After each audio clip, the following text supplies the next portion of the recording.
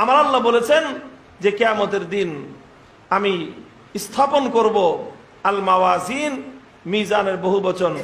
মিজান শব্দের অর্থ আমাদের বাংলা ভাষায় অনেকে বলে দাড়িপাল্লা, কিন্তু আসলে মিজান শব্দের অর্থ পাল্লা নয়। মিজান শব্দের শাব্দিক অর্থ হলো পরিমাপ যন্ত্র, যেটা দিয়ে ওজন দেওয়া হয়। এখন ওজন দেওয়া হয়, এটা আগের যুগে ছিল অ্যানালগ পাল্লা, এখন তো আর পাল্লা এটা দূরবীন দিয়ে তালাশ করে খুঁজে পাওয়া যায় না। এখন বাজারের আলু বা দাড়িপাল্লা দিয়ে বেচে না মানুষ। এখন সব ডিজিটাল মেশিন আবিষ্কার হয়ে গেছে, ডিজিটাল মেশিনে উঠায় আর ওখানে কতটুকু ওজন সেটা উঠে যায়, সাথে আবার ডিজিটাল একটা ক্যালকুলেটর আছে, ওখানে চাপ দিলে রেট কত, সর্বশেষ দাম কত, সব এক কামে তিন কাম। কাজে এখন আর ওই দিনের আগের দিনের পাল্লা চলে না। মিজান শব্দটা এমন ব্যাপক শব্দ, যেই জিনিস দিয়ে যেই যুগে যেটা পরিমাপ করা হয় সবটাকেই মিজান বলা হয়। আল্লাহ পাক বলতেছেন নাজাউল মিজান, আমি পরিমাপ যন্ত্র সাব্যস্ত করব। কাজেই হাসরের মাঠে যেই ধরনের পরিমাপ যন্ত্র দিয়ে বান্দার আমল পরিমাপ করা যাবে, আল্লাহ পাক হাসরের ময়দানে সেই ধরনের পরিমাপ যন্ত্রই সাব্যস্ত করবেন।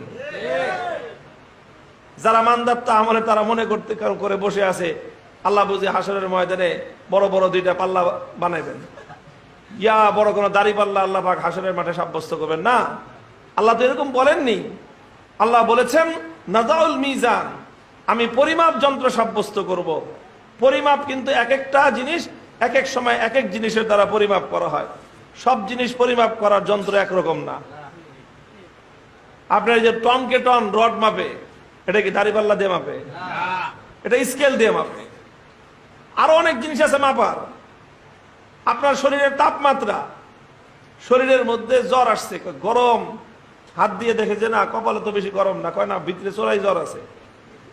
আসলে কি চোরাই জ্বর না অন্য কিছু আছে? 15 টাকা দিয়ে একটা থার্মোমিটার কিনে আনেন, থার্মোমিটার ঝাঁকা দিয়ে জিহ্বার নিচে অথবা বগলের নিচে 2 মিনিট রেখে বের করে দেখেন আসলেই তো 104 ডিগ্রি জ্বর। তাহলে শরীরের তাপমাত্রা পরিমাপ করা হলো কি হলো না? কি দিয়ে? দাড়িপাল্লা দিয়ে? তাহলে কি দিয়ে? থার্মোমিটার দিয়ে। এখন আপনার কইতেছেন ডায়াবেটিস বেশি বেশি মনে হইতেছে, ডায়াবেটিস বেশি বেশি মনে হইতেছে, তো সুগারটা মাপো। সুগারটা ভাবে কিভাবে মাপে? ছোট্ট একটা মেশিন আছে, ছোট্ট একটা কিট আছে, সামান্য একটু রক্ত বের করে এটার মধ্যে দেয়, মেশিনের মধ্যে দেয় 108। তো কোনখান দিয়ে মেশিনে ঢুকাইলেন, কোন দিয়ে 108 হলো কেমনে? রক্ত দেখি সামান্য 1 ফোঁটা, 1 ফোঁটাও না, 1 ফোঁটারও 10 ভাগের 1 ভাগ, ওটা 108 হয়ে গেছে। আবার ওই রক্ত ফোঁটাই খাওয়ার পরে দিলে 132। তো এটা 108 হলো কেমনে আর 132 হলো কেমনে? তুমি আমার বুঝিয়ে দাও যে 108 কেমনে আর 132 কেমনে, বুঝানো সম্ভব? এই রক্তের মধ্যে এটা ডায়াবেটিস মাপার মেশিন দিয়ে বোঝা গেছে। ব্লাড প্রেশার মাপে, ব্লাড প্রেশার কয় যে আপনার তো প্রেশার বেড়ে গেছে, নিচেরটাই 120 আর উপরেরটা 180, তাড়াতাড়ি আপনি ওষুধ খান, প্রেশার কমাইতে হবে, নাহলে কিন্তু যে কোনো মুহূর্তে স্ট্রোক করতে পারেন।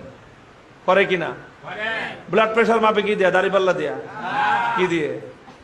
ওই প্রেশার মাপার মেশিন আলাদা, জ্বর মাপার মেশিন আলাদা, ডায়াবেটিস মাপার মেশিন আলাদা। এমনকি দুধের মধ্যে পানি মিশানো হয়েছে, তরলের মধ্যে তরল মিশানো হয়েছে, দুধের মধ্যে মাটি মিশায় নাই, কি মিশাইছে? পানি মিশাইছে। পানি মিশানোর পর পানির কালার দুধের কালার সব একাকার হয়ে গেছে, মিলে মিশে সব একাকার। কিন্তু এরপরও মেশিন আছে, ওটার মধ্যে ছেড়ে দিলেই মেশিনের মধ্যে উঠে যায় এই দুধের মধ্যে কৃত্রিম পানি কতটুকু আর অরিজিনাল গরুর ওলান থেকে বের হওয়া দুধ কতটুকু। কি দিয়ে মাপে? দাড়িপাল্লা দিয়ে? কি দিয়ে? ওটার জন্য আলাদা মেশিন আছে।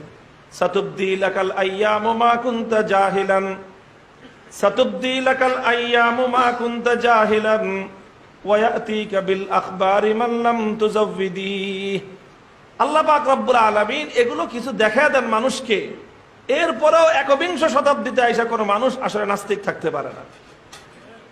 আরে মানুষের ব্রেন সৃষ্টি করছেন কে? আল্লাহর দেওয়া ক্ষুদ্র ব্রেন।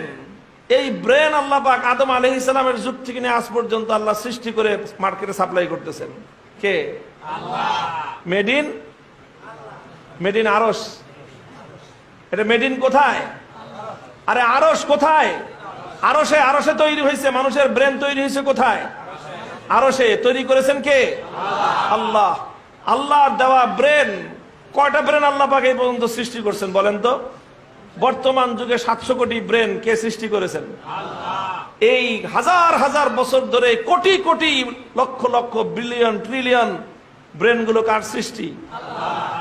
এবার বুঝেন আল্লাহ পাক রব্বুল আলামিনের খাজানায় কি পরিমাণ ব্রেন স্টক আছে। তো আল্লাহর দেওয়া সেই অফুরন্ত হাজার হাজার কোটি ব্রেনের মধ্য থেকে তুই বেটা কয়েক কোটি কয়েক হাজার কোটি ভাগের এক ভাগ পাইছো, আর সেটা দিয়ে তুমি আবিষ্কার করলা তরল থেকে তরল, দুধ থেকে পানি আলাদা করার মেশিন। তুমি আবিষ্কার করলা মানুষের শরীরের মধ্যে চোরাই জ্বর হাত দিয়ে টের পাওয়া যায় না, থার্মোমিটার। তুমি আবিষ্কার করলা তোমার রক্তের মধ্যে খাওয়ার আগে 108, খাওয়ার পরে 132। তুমি আবিষ্কার করলা যে তোমার শরীরের মধ্যে ব্লাড প্রেশার, আমরা তো দেখতেছি একই রকম, কয় আপনার ব্লাড প্রেশার 120 আর 180, আর তারটা কয় তারটা 85 আর 110। এই যে পার্থক্য করে দিলা আল্লাহর দেওয়া ক্ষুদ্র ব্রেন দিয়ে, তুমি এত হিটলারি করতে পারলা। আর তুমি এই ব্রেনটা দিয়ে বুঝো না যে আল্লাহ রাব্বুল আলামিন এরকম হাজার হাজার কোটি ব্রেন তৈরি করলেন, সে আল্লাহ বুঝি তোমার আমল পরিমাপ করার মতো কোনো যন্ত্র তৈরি করতে পারবেন না? যে নাকি এই কথাটা না বুঝে দুনিয়াতে ওর চেয়ে বড় গর্ধবার কেউ হতেই পারে না। আরে তুই তোরে দিয়েই তো পাইতি আল্লাহ পাক রব্বুল আলামিনের সৃষ্টি তত্ত্ব প্রমাণ করতে। এই জন্য কোরআনে পাকে জায়গায় জায়গায় আল্লাহ পাক এই কথা বলছেন, ওয়াফিল আরদি আয়াতুল লিল মুকিনিন ওয়া ফি আনফুসিকুম আফালা তুবসিরুন। ওয়াফিল আরদি আয়াতুল লিল মুকিনিন ওয়া ফি আনফুসিকুম আফালা তুবসিরুন। আল্লাহর কোরআন বলতেছে সূরা জারিয়াতের মধ্যে যে আরে সারা দুনিয়ার প্রতি ইঞ্চি ইঞ্চি মাটিতে আল্লাহ পাক রব্বুল আলামিনের শ্রেষ্ঠত্ব, আল্লাহর কুদরত এবং আল্লাহর অস্তিত্বের প্রমাণ ছড়ানো ছিটানো আছে। দুনিয়াতে দেখার দরকার নাই, তুমি তোমার নিজের দিকে তাকায়া দেখো। তুমি চোখটা বন্ধ করে খালি এতটুকু চিন্তা করে দেখো যে তোমার মাথা থেকে এই পর্যন্ত কি পরিমাণ বুদ্ধি বের হয়েছে। তাহলে তোমার মাথাটা আর তোমার এই বুদ্ধিটাকে যে আল্লাহ পাক রব্বুল আলামিন সৃষ্টি করলেন, সেই আল্লাহর কুদরতের সীমা পরিসীমা তুমি তোমার এই বুদ্ধি দিয়ে কেমনে তুমি এটাকে পরিমাপ করবা? এতটুকু যদি একটা মানুষের বুঝে আসে, সেই মানুষটাই কিন্তু হেদায়েত পেয়ে যায়। এই জন্য আল্লাহ পাক এই কথা বলেছেন যে তুমি তোমাকে নিয়ে চিন্তা করো না যে তোমার মধ্যে আল্লাহর কি কি কুদরত গুলো আছে। তাহলে আল্লাহ পাক রব্বুল আলামিন কি বলেছেন? কিয়ামতের দিন হাসরের মাঠে আল্লাহ পাক রব্বুল আলামিন আমল পরিমাপ করবার যন্ত্র সাব্যস্ত করবেন। এক নম্বর প্রমাণ পাওয়া গেল কোত্থেকে? কোত্থেকে?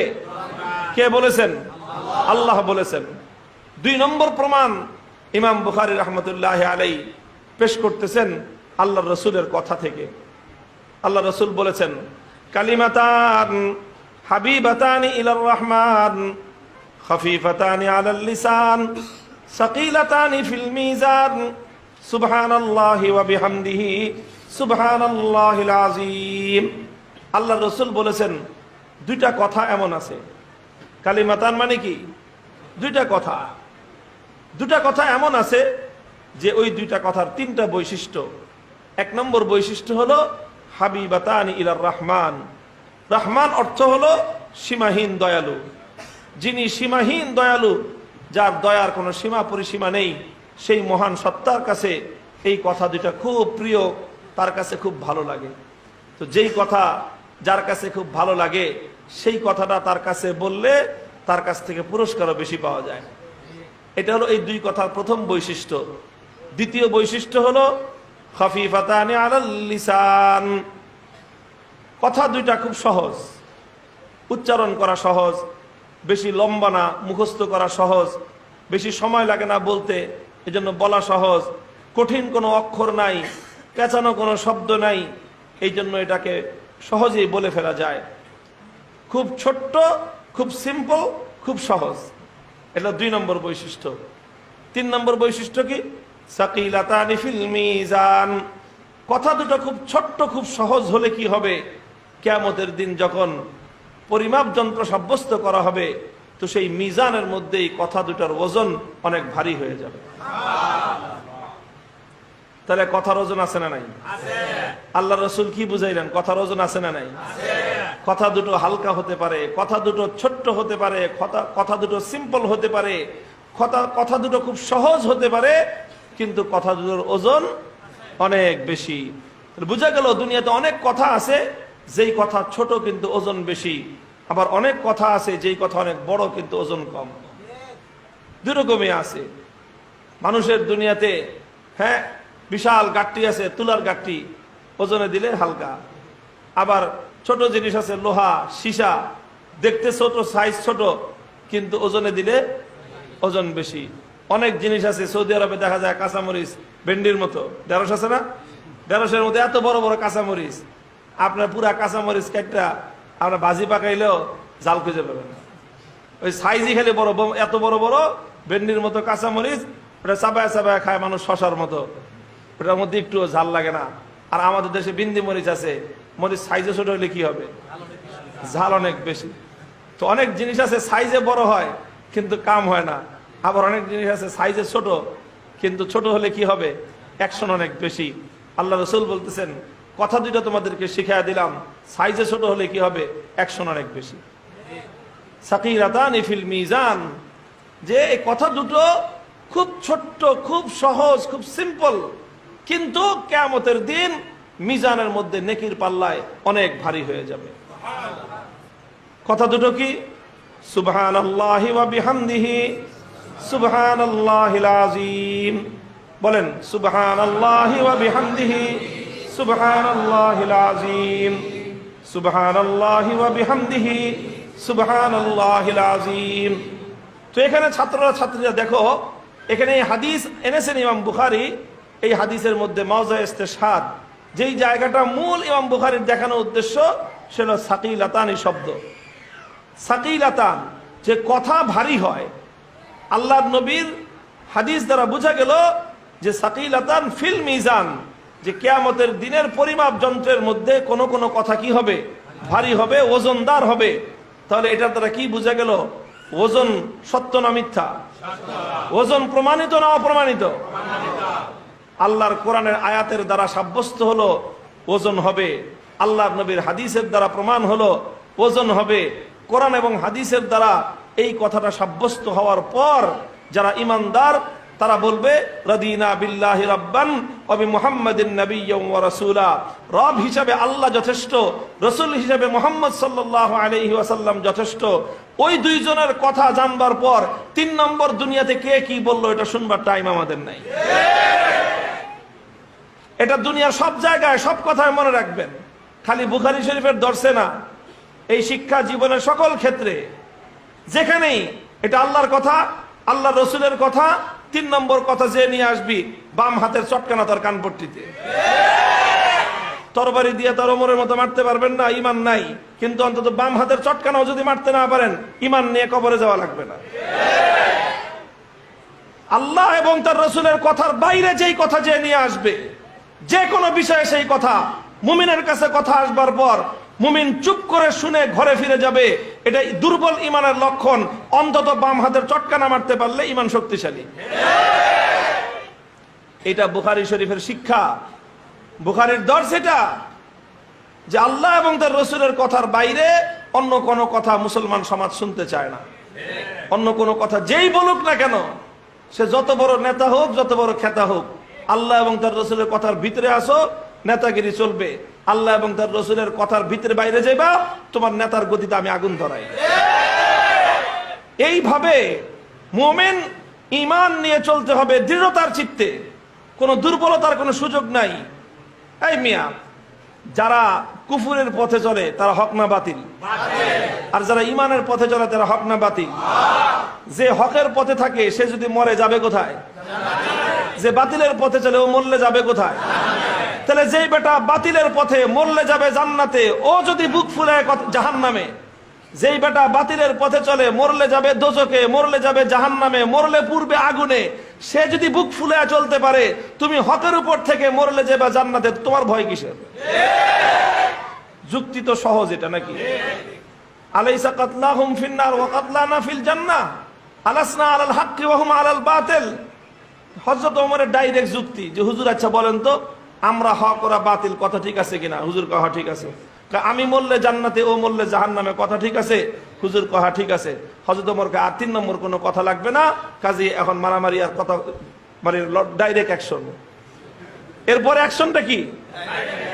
কারণ ও যদি বাতিলের উপর থেকে মরলে জাহান্নামে যাবে এই কথা জানার পর ও যদি মাথা নত করতে না পারে, আমি হকের উপর থেকে মরলে জান্নাতে যাবো এই নিশ্চয়তা থাকার পর আমি কেন মাথা নত করব? কথা তো এইটাই। আল্লাহ পাক রব্বুল আলামিন আমাদেরকে বুঝবার তৌফিক দান করেন। এ যুগের বীন কাসিম তুমি, রাজপথ মহানায়ক, সত্যনের পতাকাবাহী আল্লামা মামুনুল হক।